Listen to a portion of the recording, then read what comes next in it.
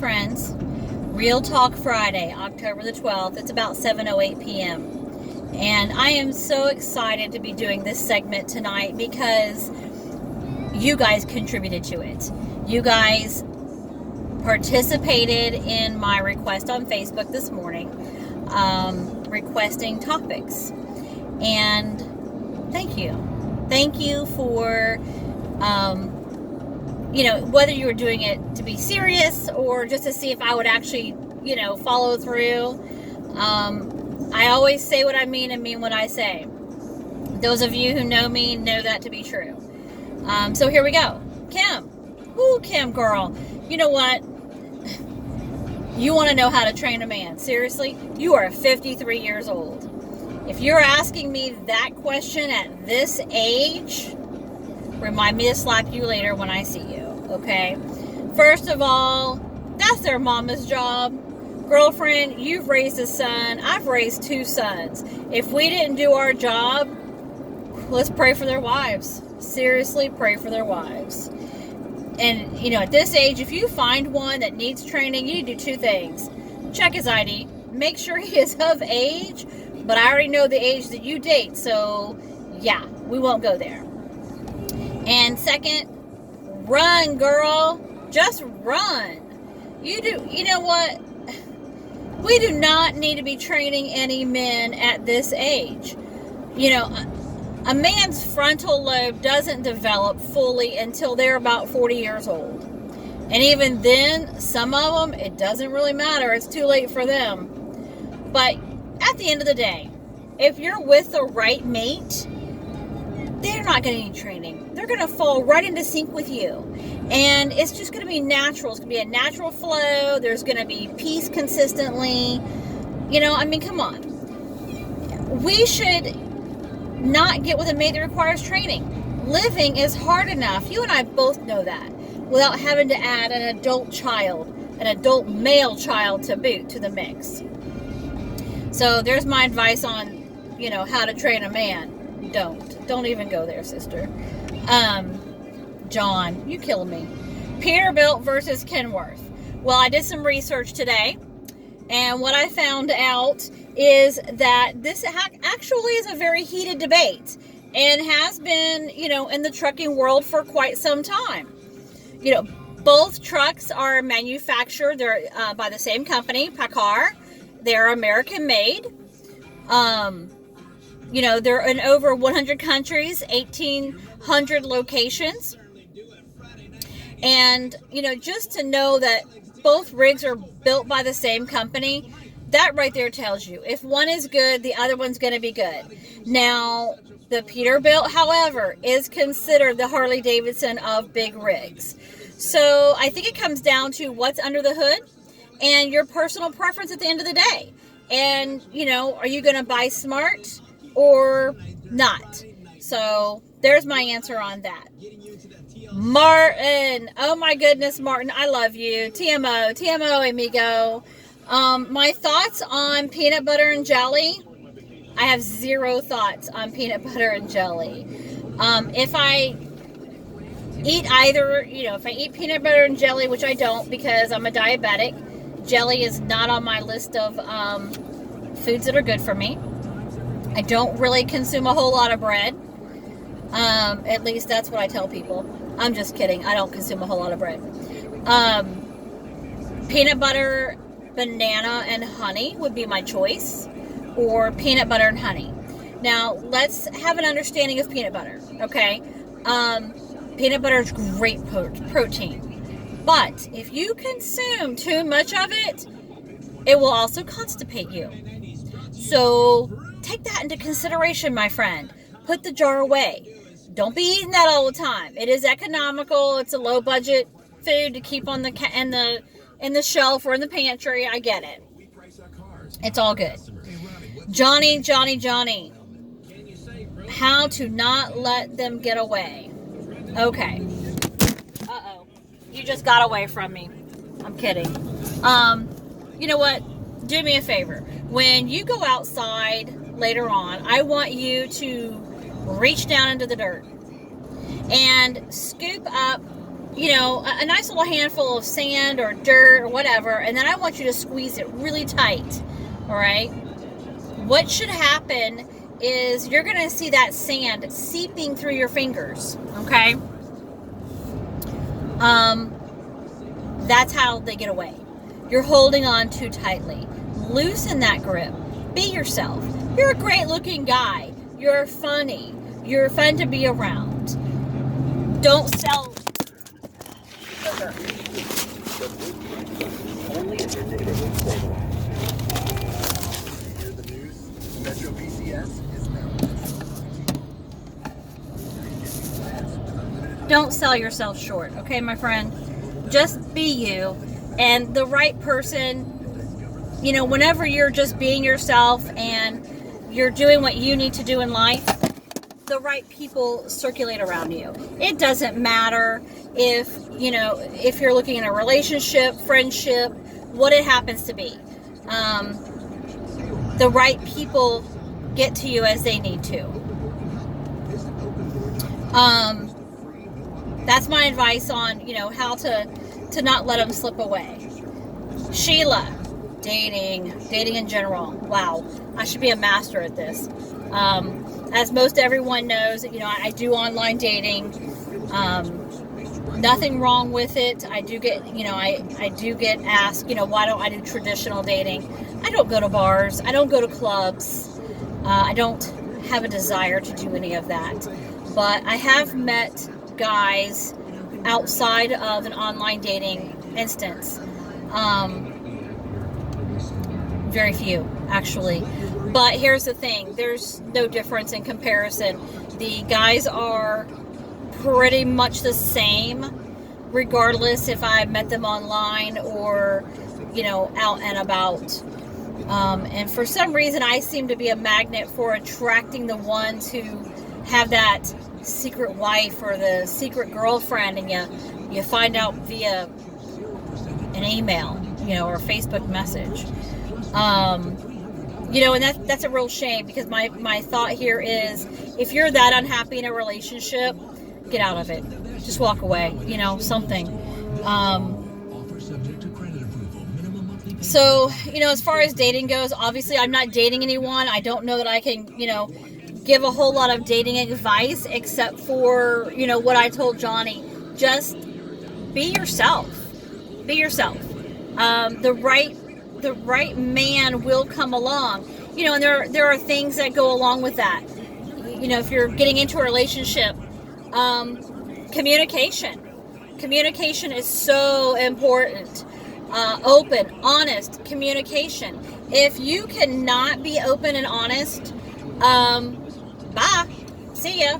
There's no sense to be in a relationship if you cannot be open and honest. If you cannot, don't be selfish. Do not be selfish. Relationships to me should be balanced. It should be an equal give and take. It shouldn't be one person giving, the other person constantly taking. It should be equivalent. But let me tell you something, friends. There comes a time when it's not balanced, when it needs to be an 80-20. There's nothing wrong with that. Nothing wrong at all. Sometimes you have to be able to hold up your partner. It doesn't matter if it's the woman holding up or if it's the man holding up. You need to be able to do that. Now, if it becomes a consistent thing, reevaluate. Make a decision as to why this is happening. I want to make sure I cover everything. I took down some notes.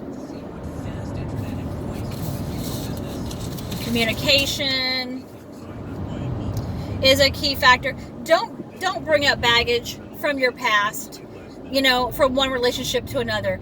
You cannot compare what someone did or didn't do to what this new person is or isn't doing. It's not fair. Everyone should start off with a clean slate.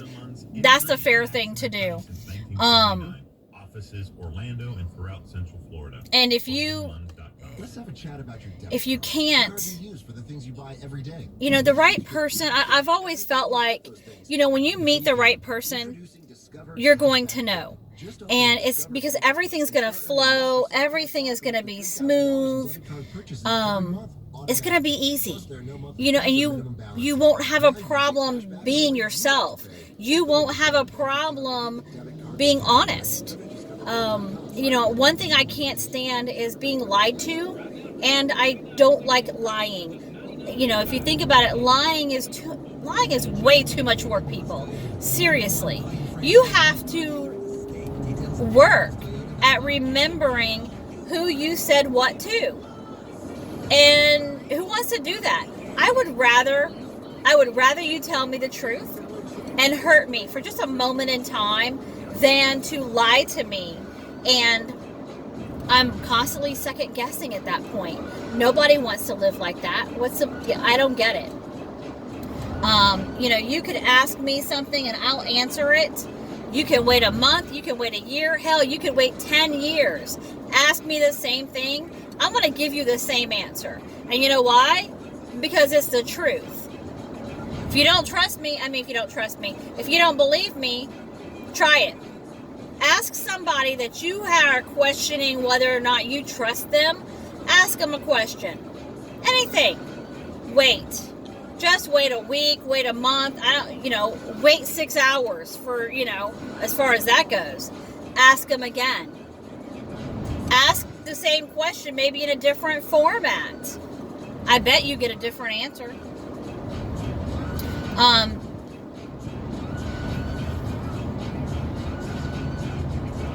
A huge factor I also weigh out in dating is actions. Actions speak so much louder than words. Do not make promises that you're not going to follow up with. Don't say that you're going to be somewhere, you're going to do something, because by golly, you better. It's really that simple. Because me personally, I'm going to remember stuff. And I'm going to remember what you said to me. I will not throw it back in your face, first of all. I don't believe in that. But I will remember. And if you don't follow through with it, I'm going to fade. And I'm going to fade fast because you're no longer a person of your word. You are only words. And, that's just not cool. Not cool. So get to a point where you are impressing with what you do and not with what you say. All right? That's huge. And again, with the right person, you don't have to do all of that extra work because it just comes so easy. So easy. Lynn, wow. Discrimination. That's a pretty broad area. And, I'm probably just going to touch on discrimination as far as, let's say, interracial dating goes. And that really hits home with me. You know why. The majority of my friends know why.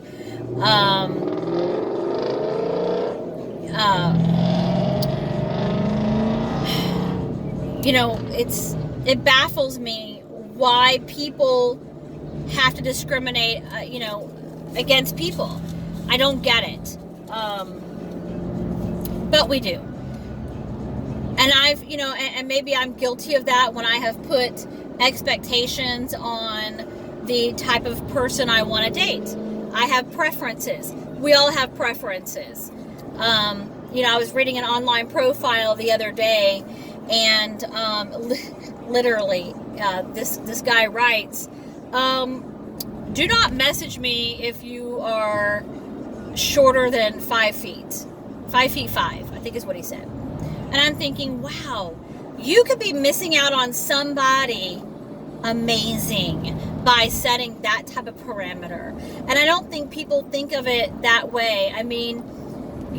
If we judge people, discriminate against people, then it doesn't matter whether it's in a business world, a personal capacity, an acquaintance, whatever it happens to be. When we're discriminating, we're missing out possibly on getting to know an amazing person. who may have amazing stories to share with us, who has life experiences that might help us on our path.